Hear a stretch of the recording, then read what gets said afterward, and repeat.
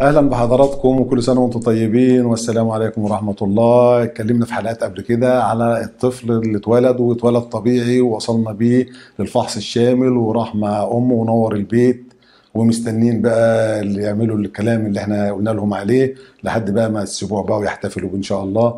ماذا لو كان الطفل لا قدر الله عندنا مشاكل ساعه ما اتولدنا؟ هنقول على بعض المشاكل المهمه واللي بتلزم من بدورها ان الطفل ينتقل لوحده الرعايه المركزه للاطفال حديثي الولاده. منها الطفل اللي مولود مبتسر، مولود قبل 37 اسبوع ولحد 28 اسبوع او 26 اسبوع حاليا ممكن الطفل يبقى ربنا يكتب له الحياه.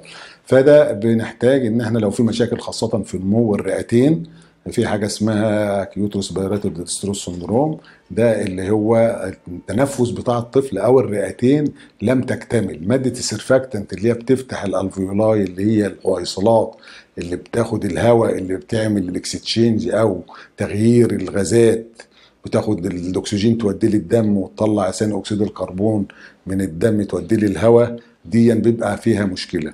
فهنا بيبقى فيه سرعه تنفس كبيره جدا بالنسبه عند الطفل، في علامات اللي هي النتة والجرانتنج، والعضلات بتاعه التنفس بتاعه الطفل بتبقى شغاله زياده عن اللزوم.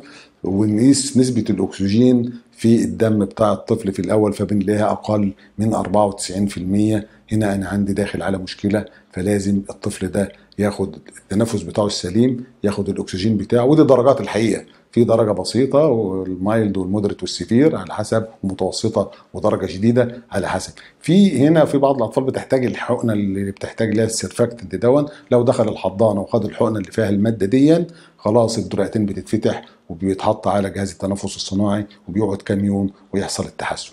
قبل كده كمان لما الطفل بيبقى متوقعين ان هو هينزل قبل ميعاده، دكاتره النساء بيدوا للام ماده اللي هي الكورتيزون، تاخد حقنه او 2 أو 3 قبل ميعاد الولاده، يحاول يطول مده الحمل ان شاء الله 24 ساعه 48 ساعه. دي بتفرق كتير قوي ان الطفل يحتاج بتاع ماده السيرفاكتنت دي. فدي من الحاجات المهمه جدا والمشاكل الصعبه اللي بتقابلنا في الاطفال اللي هم بعد غرفه الولاده مباشره.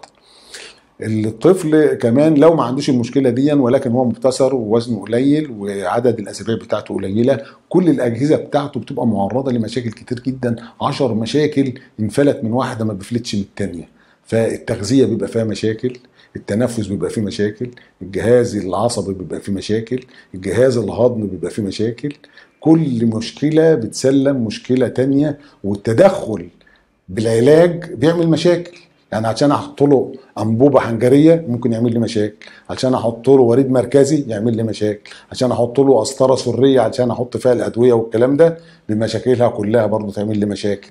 فاتعرضه للاشعه والسونار والكلام ده كله يعمل لي مشاكل، عشان اعمل له ايكو على القلب يعمل لي مشاكل.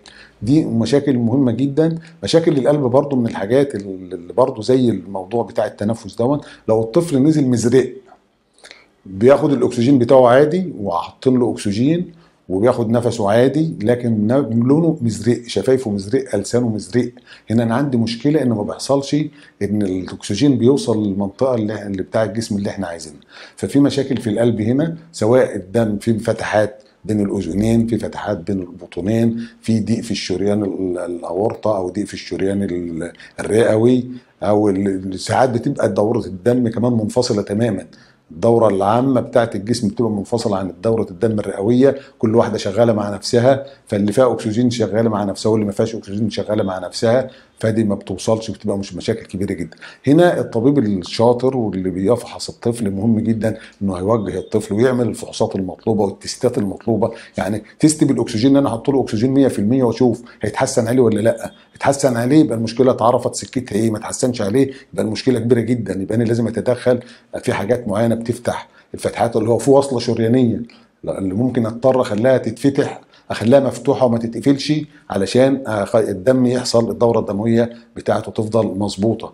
الطفل المبتسر برضه عمليه التغذيه عنده من المشاكل الكبيره جدا، هيتغذى ازاي؟ بتبقى مشكله ان احنا لازم بنعمله حاجه اسمها توتال بارنتال نيوتريشن، بياخد التغذيه كلها عن طريق الوريد. بياخد الانترليبيدز بتاعته، بياخد البروتينات بتاعته، بياخد السكر بتاعه كله عن طريق الوريد او الفيتامينات والحاجات دي. وفي لازم نعمل له برضه، كان زمان يقول لك كله عن طريق الوريد لمده معينه، دلوقتي بيعملوا حاجه اسمها برايمنج للجي اي تي او للقناه الهضميه، لازم سنت او 2 لبن برضه من لبن امه يفضل عن اللبن الخارجي، برضه تحفيز لوظيفه القناه الهضميه انها تشتغل. طبعا دي حاجات متخصصه شويه، وده بيعملوها الايه الاطفال المختصين في وحده المبتسرين او العنايه المركزه للاطفال حديثي الولاده. لو في مشاكل اخرى بقى لا قدر الله حصل برضو اصابه زي ما قلنا، الطفل لا قدر الله وقع اتخبط عمل الكلام ده كله، من الحاجات اللي قلناها برضو في الروتين كير وما قلناهاش ان كل الاطفال بيحصل لهم حاجات اسمها هيموراجيك ديزيز اوف نيو بورن، ان يحصل لهم حاجات نزيف بعد الولاده لو ما خدش حقنه الفيتامين كاف رقم 1 اللي هو فيتامين كاف. كل الاطفال بعد الولاده بياخدوا حقنه الفيتامين كاف رقم 1 دي، يعني بياخد 1 مللي جرام بعد الولاده، قد تزيد لاكثر من كده ل 5 مللي جرام مثلا في الاطفال المبتسرين، علشان ما يحصلش الامراض النزفيه اللي بعد الولاده. تلاقي الحبل السري بينزف، تلاقي ممكن ينزف من الانف، ممكن يحصل نزيف في المعده، ممكن يحصل نزيف في الشرج او كده او بتاع، اي خبطه اي حاجه تحصل فيها نزيف. فدي مهم جدا ان احنا ايه الفيتامين كاف بتاع بعد الولاده ده من الحاجات المهمه جدا. طبعا في الصفرة اللي هي الغير طبيعيه والغير فيسيولوجيه اللي بيسموها باثولوجيك جوندس، دي برضه ممكن ايه بعد شويه ممكن الطفل ينزل بصفرة لو كان في اللي هو اختلاف العامل الريسوسي اللي هو الار اتش، انكومباتيبيليتي بين الام وبين الطفل، خاصه لو كان سقطت قبل كده او جالها طفل ومات بين الصفرة او نزل ميت من في الولاده وما خدتش الحقنه اللي هي الانتي دي اللي هي بتاعه الار اتش دي، فممكن الطفل الثاني ينزل بصفرة ويبقى عنده مشاكل كبيره جدا جدا جدا، وغالبا ده تقريبا يعني ايه بتبقى حياته صعبه جدا. الصفرة بعد كده اللي بتظهر في السويعات الاولى بعد الولاده دي بتبقى صفرة غير فيسيولوجيه، يا اما تكسير في الدم، يا اما مشاكل اخرى عندنا في الكبد او ما الى ذلك. بتبقى برضو من الحاجات اللي هي بتلتزم ان الطفل يخش وحده المبتسرين ويتم الفحوصات اللازمه علشان نعرف سبب الصفرة دي. الانيميا برضو الشديده لا قدر الله في نزيف جامد داخل الطفل او في تكسير للدم وبيحصل انيميا، نسبه الهيموجلوبين بيبقى صفر، الطفل ابيض لونه ابيض يقول لك زي البفته البيضاء البهتان. فده برضه نشوف نسبه الهيموجلوبين، لان نسبه الهيموجلوبين في الطفل العادي بتبقى عاليه جدا من 16 ل 20، ده بيبقى اقل بكتير.